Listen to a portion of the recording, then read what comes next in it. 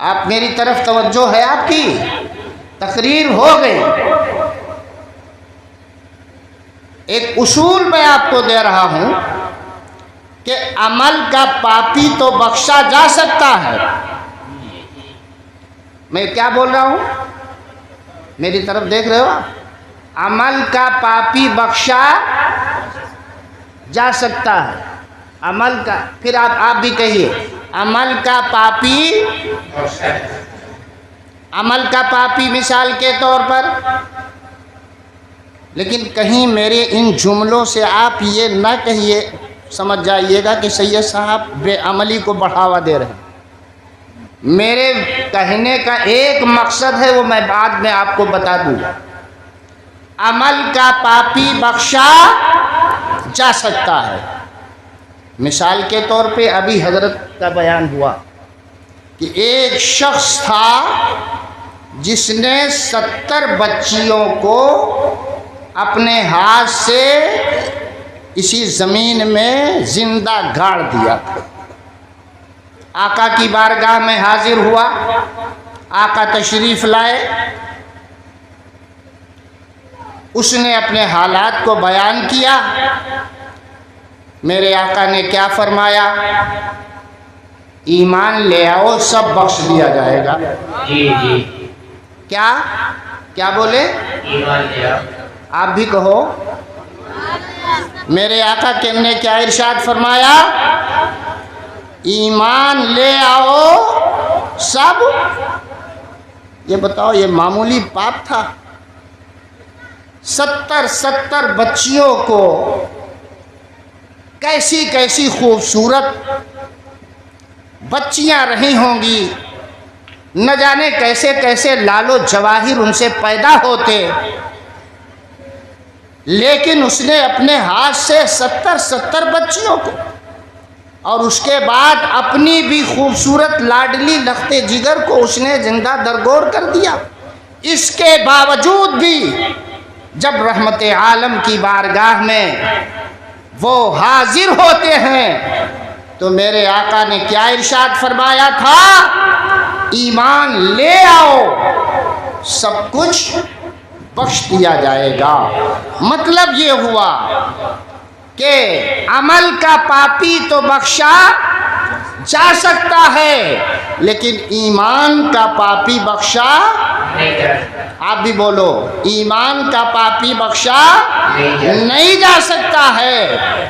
نماز نہ پڑھنا گناہ کبیرہ، لیکن یہ عمل کا پاپ ہے.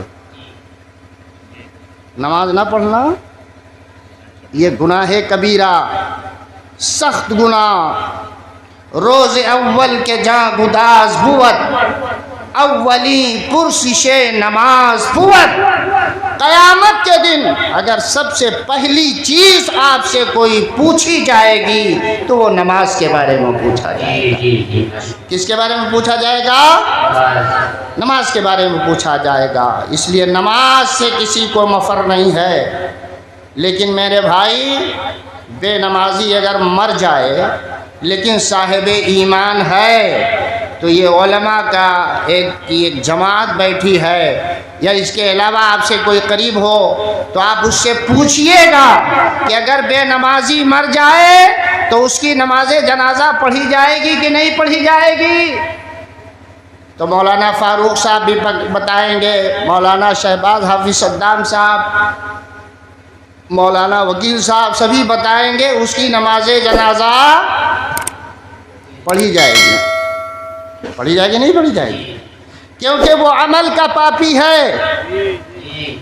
عمل کے پاپی کے لیے مغفرت اور بخشش کی دعا. ارے بھائی، نماز جنازہ کیا ہے؟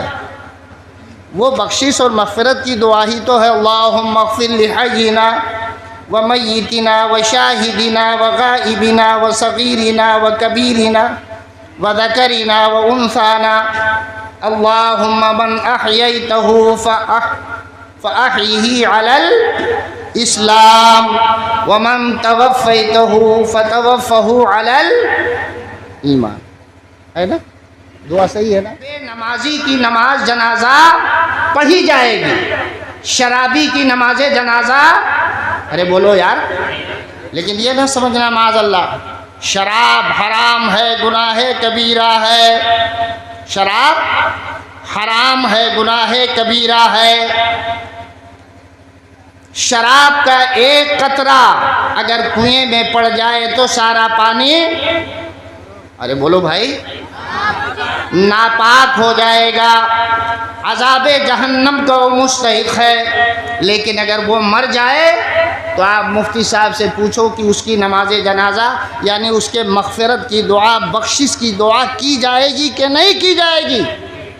تو یہ سارے علماء اور پوری دنیا کے علماء یہ آپ کو بتائیں گے کہ ہاں ہاں اس کے مغفرت کی دعا کی جائے گی۔ زنا جو سخت حرام ہے، میرے آقا نے ارشاد فرمایا کہ زانی جب زنا کرتا ہے تو اس کا ایمان اوپر اٹھ جاتا ہے چھتری کی طرح، یعنی اس حالت میں آدمی کا ایمان اٹھ جاتا ہے۔ لیکن مفتی صاحبان سے اگر پوچھیں گے کہ کیا اس کی نماز جنازہ پڑھی جائے گی، کیا اس کے مغفرت کی بخشش کی دعا کی جائے گی، تو دنیا کا ہر مفتی بتائے گا، بریلی بھی بولے گا، دیوبند بھی بولے گا، ندوہ بھی بولے گا، سارے مکتبہ فکر کے علماء صرف اعلیٰ حضرت ہی نہیں بولیں گے، سب بولیں گے کہ ہاں اس کی بھی مغفرت کی دعا کی جائے گی۔ اب بات لمبی ہو جائے گی، میں جس مقصد کو آپ کے ذہن میں ڈالنا چاہتا ہوں وہ یہ ہے، پھر ایک جملہ دہرا رہا ہوں کہ عمل کا پاپی بخشا جا سکتا ہے لیکن ایمان کا پاپی بخشا نہیں جا سکتا ہے۔ بے نمازی عمل کا پاپی ہے، شرابی عمل کا پاپی ہے، زانی عمل کا پاپی ہے، جھوٹ بولنے والا عمل کا پاپی ہے۔ وہ اس کے گناہوں کی سزا پا کر اور بھگت کر کے اللہ تعالی اگر وہ صاحب ایمان ہے تو اسے جنت عطا کی جائے گی۔ حضرت عطا کی جائے گی کہ نہیں کی جائے گی؟ وہ جنتی ہوگا کہ نہیں جنتی ہوگا؟ بولو علماء، آپ پوچھو، وہ اپنے گناہوں کی سزا بھگت کر کے جنت میں جائے گا، وہ دائمی دوزخی نہیں ہے، دائمی دوزخی نہیں ہے۔ وہ نمازی کے لیے اگر کہیں آیا ہے کہ وہ دوزخی ہے، زانی کے لیے کہیں آیا ہے کہ وہ دوزخی ہے، شرابی کے لیے اگر کہیں آیا ہے کہ وہ دوزخی ہے، جھوٹ بولنے والے کے لیے اگر کہیں آیا ہے کہ وہ دوزخی ہے، غیبت کرنے والے کے لیے اگر کہیں آیا ہے کہ وہ دوزخی ہے، آیا ہے کہ وہ دوزخی ہے، وہ عذاب نار کا مستحق ہے۔ لیکن آپ علماء سے پوچھو کہ کیا وہ ہمیشہ جہنم میں رہے گا؟ کیا وہ ہمیشہ جہنم میں جلے گا؟ نہیں نہیں، وہ ہمیشہ جہنم میں نہیں جلے گا۔ جتنا گناہ اس نے کیا ہے اس گناہ کی سزا وہ بھگتنے کے بعد اللہ تعالی اگر اس کے سینے میں ایمان ہے، مصطفیٰ کی محبت ہے، تو اللہ اس گناہ کی سزا دینے کے بعد اسے جنت عطا فرمائے گا۔ بات میری سمجھ میں آ رہی ہے؟ ایک ہی بات آپ کے ذہن میں اتاروں گا، عمل کا پاپی بخشا جا سکتا، بخشا جائے گا، مگر ایمان کا پاپی نہیں بخشا جائے گا۔ بے نمازی یا جو بھی عمل کے پاپی ہیں اپنی گناہوں کی سزا وہ ضرور بھگتیں گے، لیکن اس کے بعد اللہ تعالی پر اگر اس کا ایمان ہے، نبی کریم جناب محمد الرسول اللہ صلی اللہ علیہ وسلم پر اگر اس کا ایمان ہے تو وہ جنت میں گناہوں کی سزا بھگتنے کے بعد جائے گا۔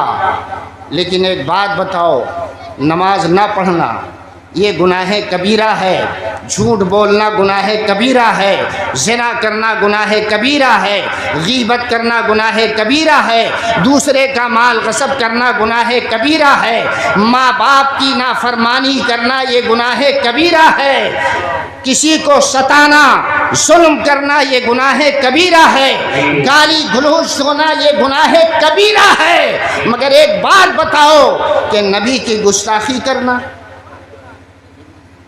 سوال آپ سے ہے، نبی کی گستاخی کرنا یہ کیا ہے؟ یہ گناہ کبیرہ نہیں ہے، یہ کفر ہے۔ یہ کیا ہے؟ ارے آپ بھی بولو یار، یہ کیا ہے؟ یہ گناہ کبیرہ نہیں ہے، یہ کفر ہے، کفر ہے، اور کفر جو ہے بغیر توبہ کے معاف نہیں ہوتا ہے۔ ایمان جب نکل جاتا ہے تو صرف اس کا ایک علاج ہے کہ وہ اللہ کی بارگاہ میں سچی توبہ کرے، نبی پر ایمان لائے اور نبی کو اپنی جان اور اولاد سے زیادہ محبوب و پیارا مانے، اس کے بعد ہی وہ مسلمان ہو سکتا ہے، ورنہ وہ کافر کا کافر ہی رہے گا۔ اعلیٰ حضرت سرکار ارشاد فرماتے ہیں، اللہ کی سرتا بقدم شان ہے وہ، اللہ کی سرتا بقدم شان ہے یہ، انسان نہیں انسان، وہ انسان ہیں یہ۔